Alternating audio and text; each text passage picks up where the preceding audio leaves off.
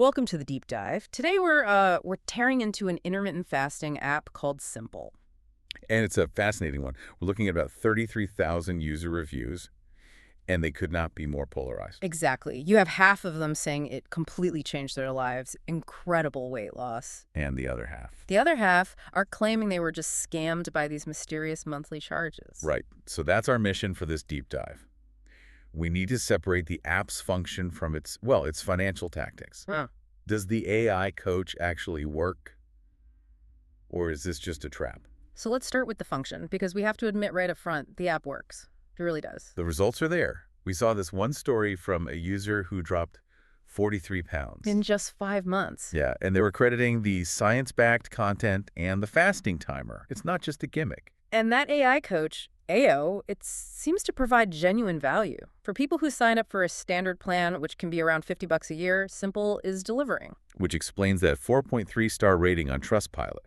For some people, it's a huge success. Okay, so if the results are so clear, where are all these financial disaster stories coming from?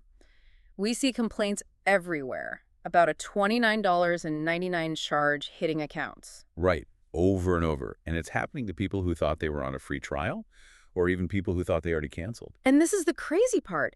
People are checking their phone's subscription settings, on Apple forums, the Better Business Bureau. And the subscription isn't there. The money is gone from their account, but they can't find the source to cancel it through the normal channels. That feels deliberate, like a kind of subscription engineering. It really does. And it starts way before that. They hook you psychologically first. You mean with all the questions? Exactly. Before you ever see a price, the app asks you endless questions about your health, your goals, your lifestyle. By the time money comes up, you're already invested in your own fitness journey. And that investment makes you a perfect target for their commitment plans. Ah, yes, the commitment plans. They market them as a deal, a lower monthly rate if you sign up for 10 months. But there's a catch. A big one. If you try to cancel early, they hit you with a $30 cancellation fee. So you're trapped.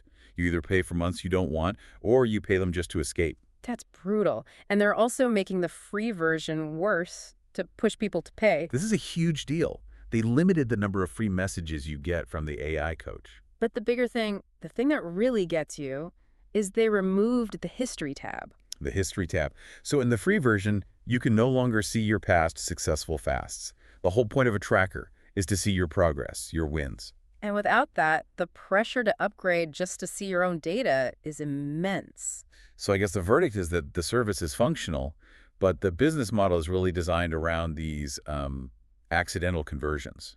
So what does this mean for you, the listener? What's the action plan here? First thing, and it sounds basic, is to verify the subscription in your phone's actual settings before you even hit pay. Make sure you can see it there. And avoid those long-term commitment plans unless you are 100% sure you're in for the long haul. And maybe the simplest tip of all. The second you sign up for a free trial, set a calendar reminder to cancel it a day before it expires. Right. Because if you just need a basic tracker, there are free alternatives like Zero or Body that do the job without all this pressure. At the end of the day, there's a huge difference between a good service and a business that uses confusion to make money. Yeah, the app works, but it seems like it's also designed to manipulate you. Which leaves us with a final thought. If the app genuinely produces these incredible physical transformations, why is it necessary to intentionally confuse users and trap them with fees? It raises a big question about whether ethical design and maximizing app revenue can even coexist.